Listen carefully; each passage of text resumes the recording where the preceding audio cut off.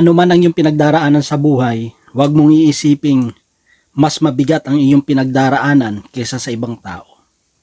Makinig ka. Sabi ng mas, ayaw niya na daw ng trabaho niya kasi ang babaho ng mga hininga ng mga tao. Sumagot naman si Sombrero. Ang sabi ni Sombrero, ayaw ko na rin ng trabaho ko kasi nagsusuot sa akin mga hindi naliligo. Palagi pang pinagpapawisan. Kaya ayaw ko na ng trabaho. Sabi naman ng medyas, ako rin. Ang babaho ng kanilang mga paa. May mga alipunga.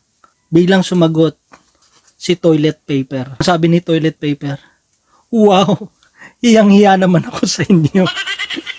Buti sa inyo, mabahong hininga lang. Buti sa iyo, pinagpapawisan lang, sombrero. Buti sa iyo, medyas, alipunga lang. Ano naman yung sa akin? Mas malala naman yung sa akin.